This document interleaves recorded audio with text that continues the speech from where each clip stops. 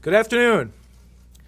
I am Matthew Schneider, the United States Attorney for the Eastern District of Michigan, and it is a privilege to have Attorney General Barr with us here today.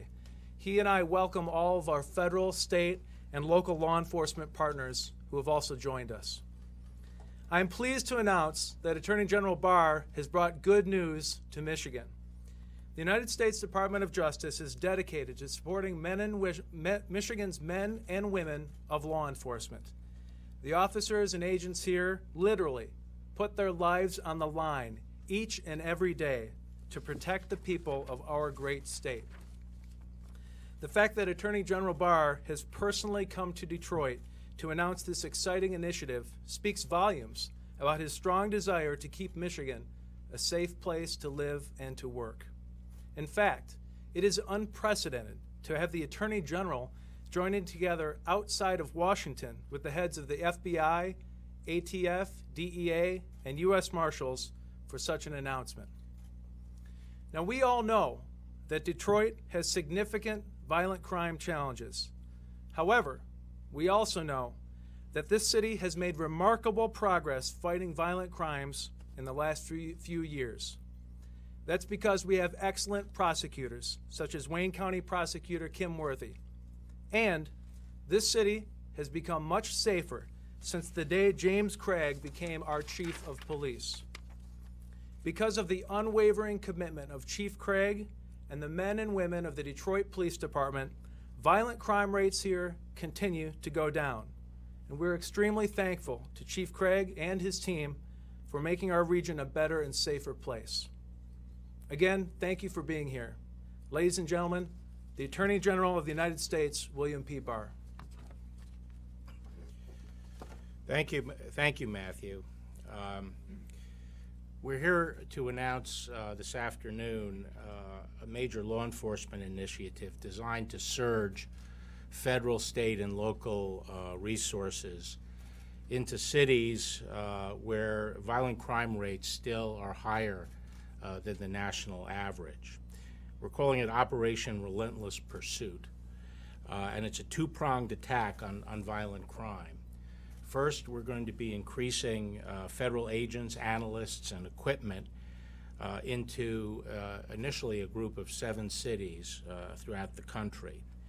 And second, we're going to provide substantial resources to the state and local law enforcement that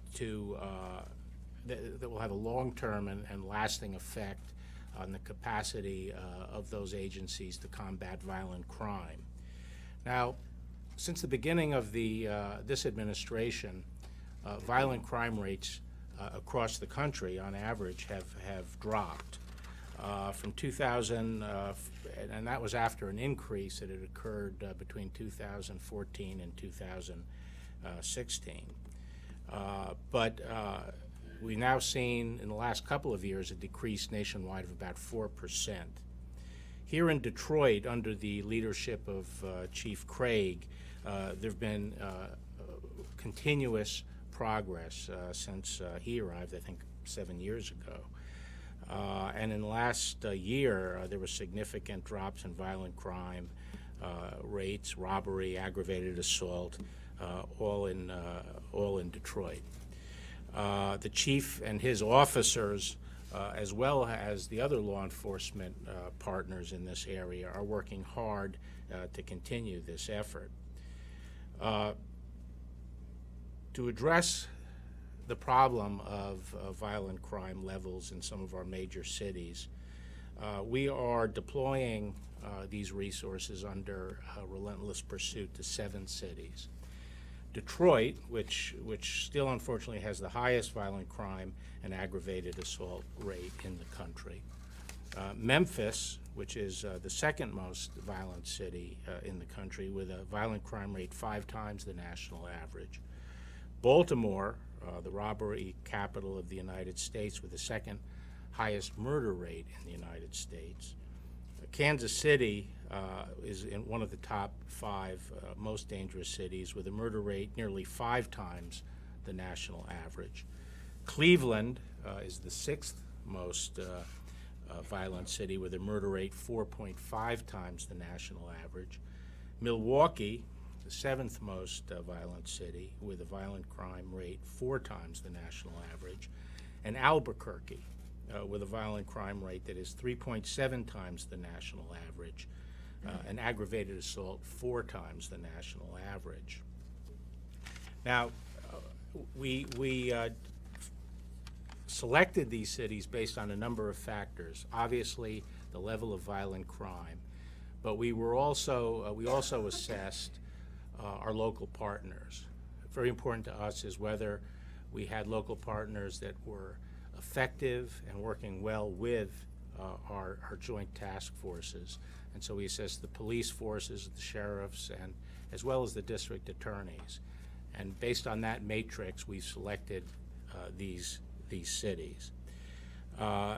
Demonstrating the level of our commitment today, I am joined by the heads of the 4 premier law enforcement agencies of the federal government, and we rarely get together in Washington, but I think this is the first time people remember us getting together all together outside of Washington.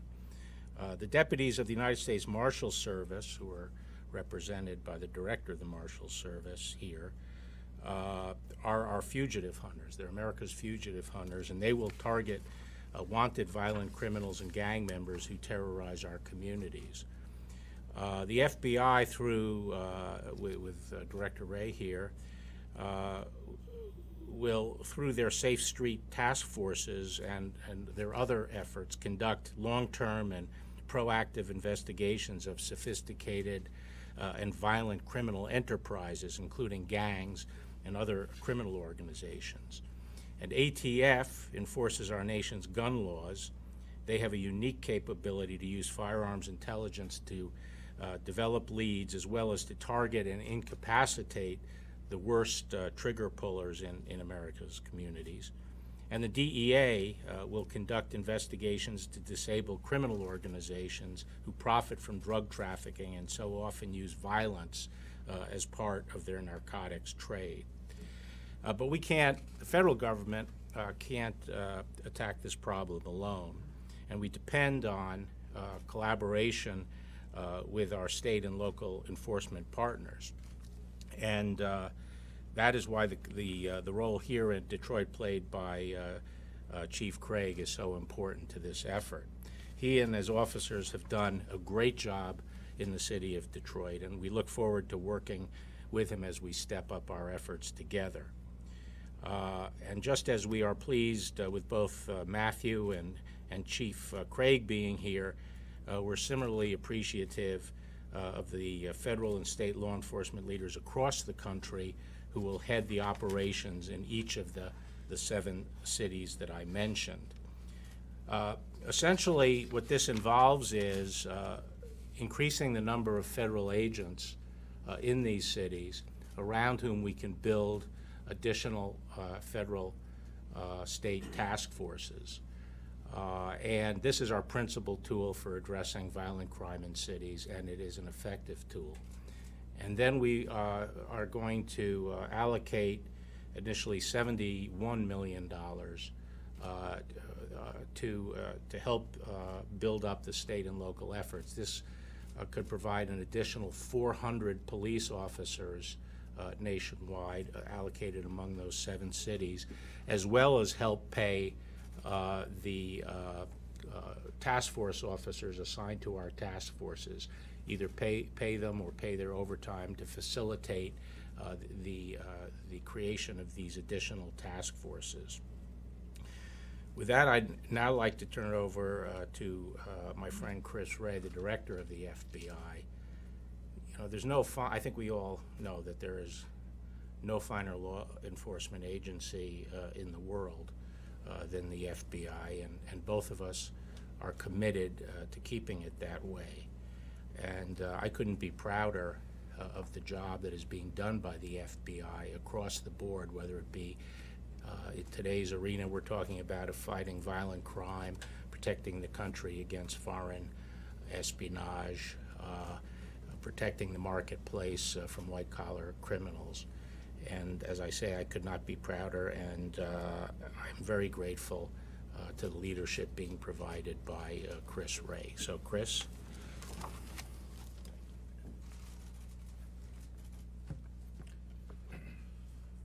Well, good afternoon. I'm proud to represent the FBI and to stand here together with the Attorney General and my colleagues across the Justice Department. As Attorney General Barr noted, our nation has made significant progress against violent crime, but it still plagues far too many of our communities. And those of us in law enforcement cannot rest while any Americans live in fear in their own homes or their own neighborhoods. While every agency you see up here has a different role and responsibility, fighting violent crime is a responsibility that we all share. It's one team and one fight, and Operation Relentless Pursuit reflects that team approach. And the men and women of the FBI are committed to doing our part to help out in that fight. We are striving for that one team, one fight mentality every day in every one of the FBI's field offices, and we're bringing that mentality to the fight against violent crime. We're doing that through our hundreds of task forces throughout the country, including our violent gangs safe streets task forces and our violent crimes task forces, where the FBI and our partners each bring to the table what we do best. We're also doing that by contributing the Bureau's expertise to our collective efforts, working hard to help where we can help the most. The FBI's focus is on targeting the overall leadership of gangs and criminal enterprises that drive violence in American communities. The Bureau has already dedicated resources and strong partnerships to the cities chosen by Operation Relentless Pursuit, and through this initiative, we'll not only be keeping our existing commitment in those cities, but surging additional FBI resources to help further reduce violent crime. We'll do that by reassigning a number of special agents and other personnel to each of these cities to help investigate and take the worst offenders off the streets and cripple their organizations. In today's world, the threats we face are too diverse, too dangerous, and too all-encompassing for any of us to tackle alone. So all of us in law enforcement have to figure out ways to complement each other, to find synergies, to match strengths with strengths, to put together, in effect, our two with our partners' two and have it add up to more than 4, have it equal 5 or 6 or 7. And this initiative is a terrific example of that approach.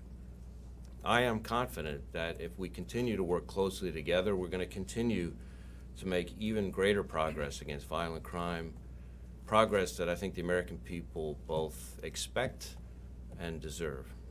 Thank you. And with that, I'll turn it over to Director Don Washington of the Marshal Service.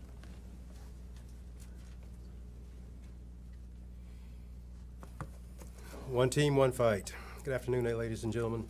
Attorney General Barr, thank you for your steadfast leadership and unwavering support of all the Department of Justice components in our resolve to reduce violent crime and make our communities safer. I am honored to lead the United States Marshal Service, and I stand here today with the leaders of my fellow law enforcement agencies in the U.S. Department of Justice. Today, our common mission is to pursue justice for all by continuing to do the hard work of reducing violent crime and seizing the tools of the trade which allow criminals to ply their daily enterprises in our communities. Attorney General Barr has demonstrated his commitment to combating violent crime by allocating additional resources to the target cities. These resources will help our state and local task force partners who are instrumental to the U.S. Marshal Service's success in locating and apprehending the most dangerous fugitives and criminals.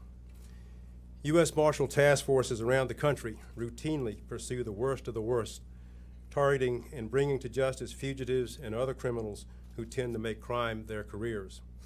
These persons typically have very clear and sometimes very long histories of violence, and they pose a significant threat to public safety. During Operation Relentless Pursuit, the U.S. Marshal Service will support the Attorney General's initiative through the implementation of targeted enforcement operations. These operations will maximize our impact on violent crime, to provide immediate relief to the involved communities. Of course, we have and we will continue to coordinate our operations with the United States Attorney's Office, the FBI, the DEA, and the ATF. Our role is always about people and the rule of law. In our nation, people should not feel safe. They should actually be safe in their pursuit of life's endeavors. As the nation's first and oldest law enforcement agency, the U.S. Marshal Service will continue our long and very proud tradition of working with our law enforcement partners to protect and serve our communities. Attorney General Barr, thank you for your commitment and your vision in leading this initiative, and thank you for your resolute leadership of the Department of Justice. And now I'd like to turn the podium over to the Acting Administrator of the Drug Enforcement Administration, Uttam Dhillon. Thank you, Director Washington. Good afternoon. And thank you, Attorney General Barr, for your outstanding leadership and for being such a good friend to the Drug Enforcement Administration and to law enforcement everywhere. DEA is proud to stand with you and our law enforcement partners in support of this very important initiative. All of our law enforcement partners here today know that drug trafficking and violence are inextricably linked. Drug traffickers employ intimidation and violence to facilitate their deadly trade, and disputes are often settled by acts of violence. Every day in Detroit and in cities all across the country, DEA and our partners are making progress in the fight against drug trafficking and the violent crime associated with it. Significant challenges remain, but we've seen what's possible when we all work together toward a common goal. Each of the federal agencies represented here today has a unique mission and different capabilities, but we are all committed to protecting our communities and enforcing the rule of law. So today, I'm here to affirm DEA's commitment to fighting drug traffickers and violent crime. DEA has long partnered with state and local law enforcement in these cities, but in the coming weeks, DEA pledges to commit additional resources that will enhance our ability to work together and bring the worst offenders to justice. DEA's role in Operation Relentless Pursuit is to target the most violent drug trafficking organizations operating in these locations and put them out of business. We are working with our federal, state, and local partners to expose the connections between violent street gangs and their sources of supply and destroy their drug trafficking networks. Together, with increased resources and resolve, we will implement solutions that will rid our communities of these criminals today and keep them away tomorrow. And now, I would now like to introduce a great friend of mine and of DEA's, Acting Director of ATF, Regina Lombardo. Thank you. Sir, I'll follow suit and also say thank you for your continued support with my colleagues from the Department of Justice. Matthew Snyder, thank you for your leadership here in Detroit. I'm here today on behalf of all the hardworking men and women of ATF who are absolutely committed and focused on aggressively pursuing reducing firearms violence in our country.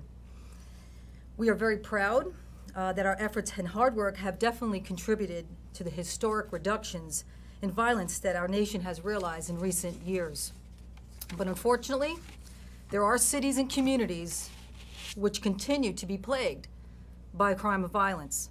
Today, I'm sitting here today with my colleagues to launch Relentless Pursuit. Just recently, we are partnering with Detroit Police Department on many cases that we work in partnership. And it's about partnership for the ATF, working with Detroit Police Department on many cases. One of the most recent cases that I think we can highlight is the cases that we work on violent street gangs.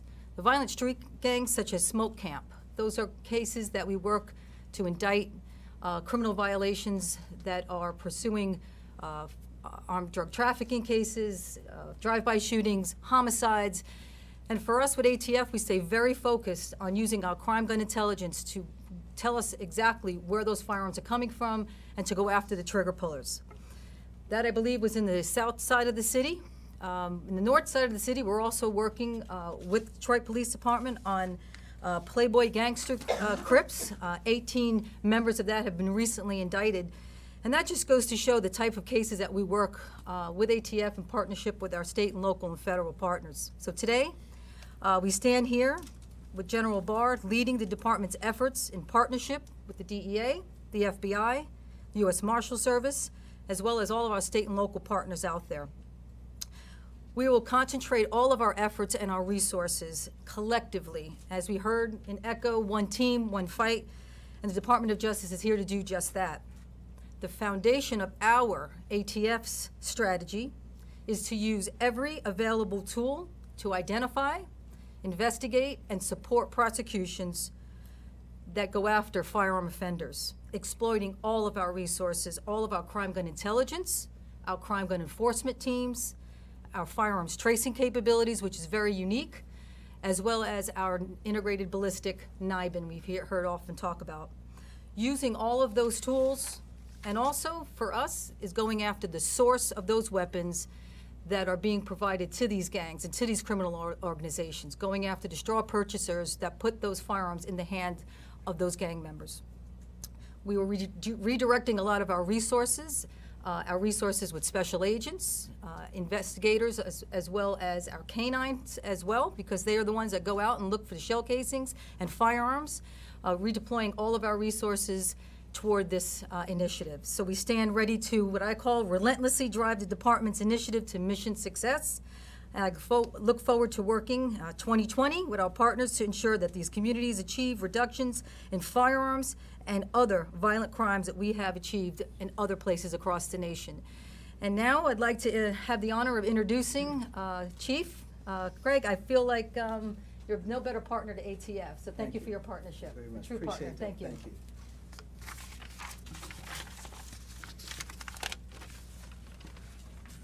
Good afternoon. Like all, I want to start off by thanking Attorney General Barr for really showing leadership in this fight.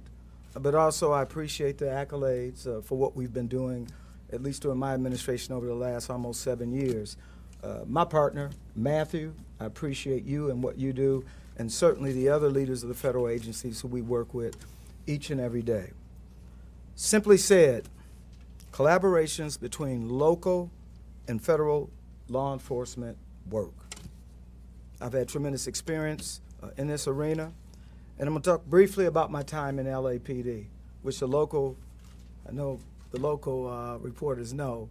But when I was an LAPD captain working in South LA, a location where it was certainly lots of violence, violent gangs, I remember vividly when an offer was made.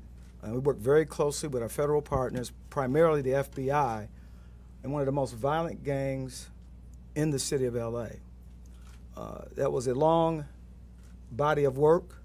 It culminated with the execution of 25 search warrants.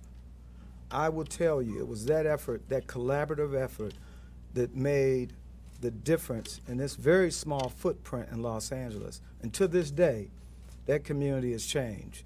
That's the kind of sustained work and how collaborations work.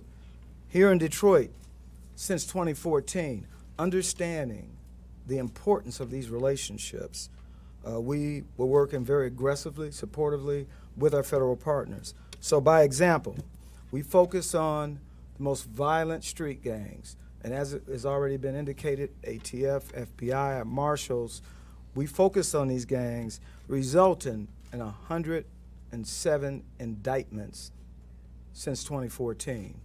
And yes, it did make a difference. So we have seen a steady decline here in the city of Detroit. Between 2014 and 2018, we saw double-digit reductions in all of our violence. In fact, overall violence, we're down 14%. 14%. And so the work continues. But I'm not going to sit here and wave a flag of success. We know there's still much work to do.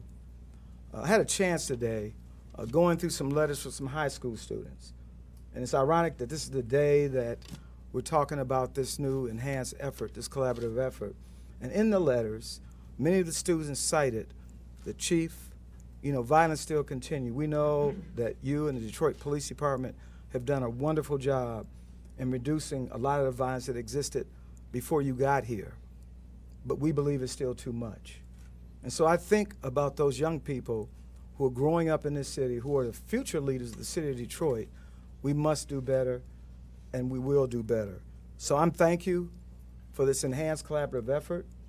I know that 2020 is going to be a great year, and we're going to continue to drive crime down. So again, to my federal partners, I just simply want to say again, thank you.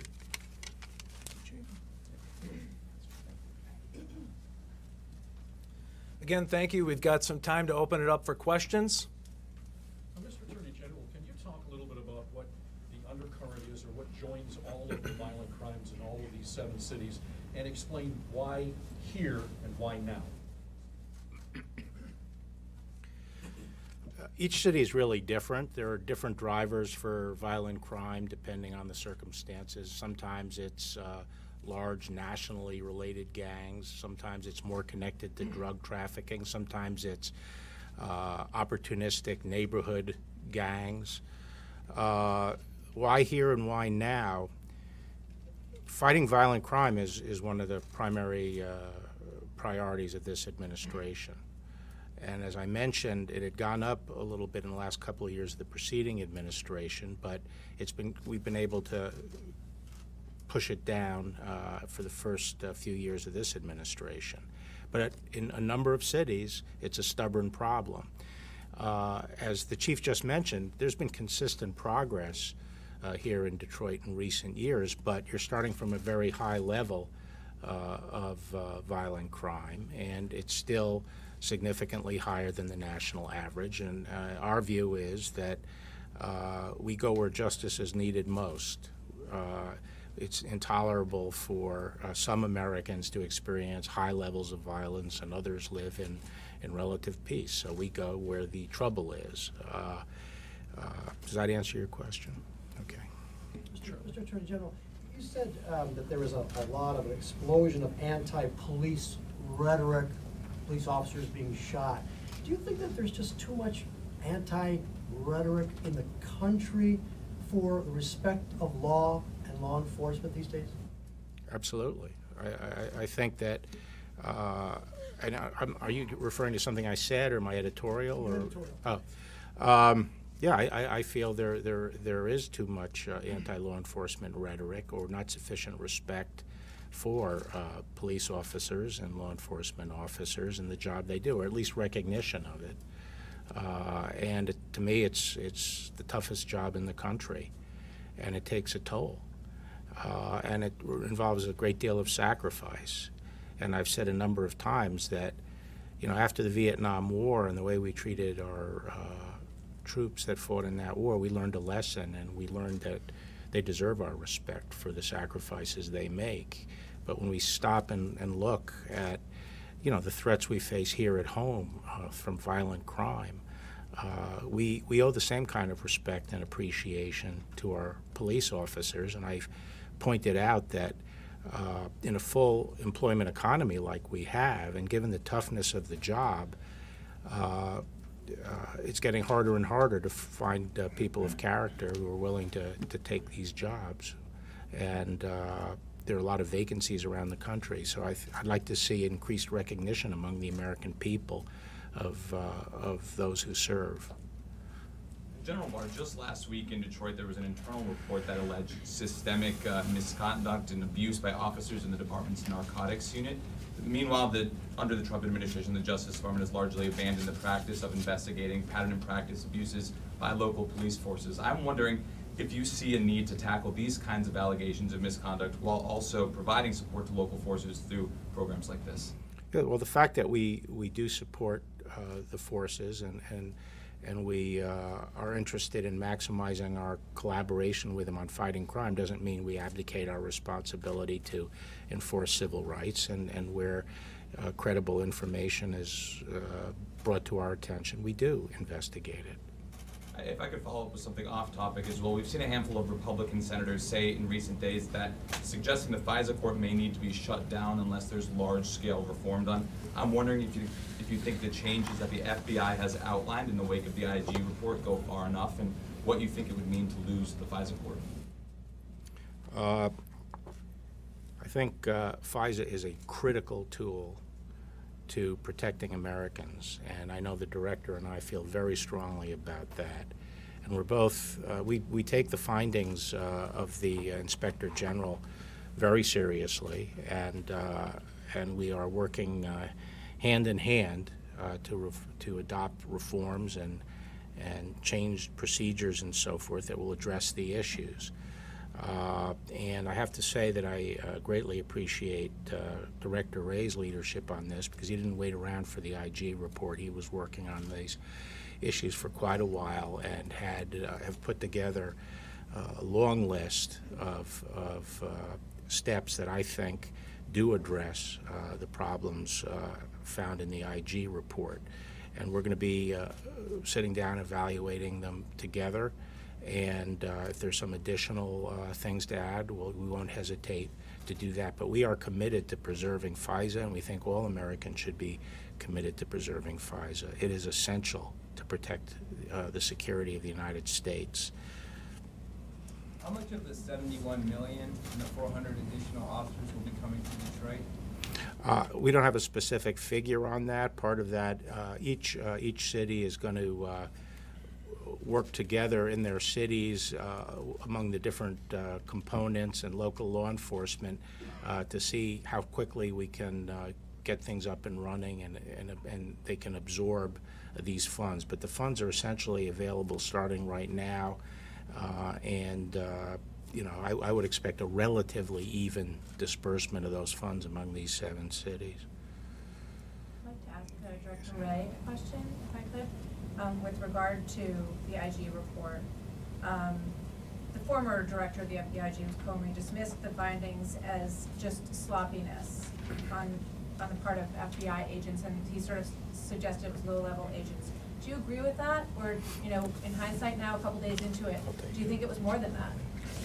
Okay.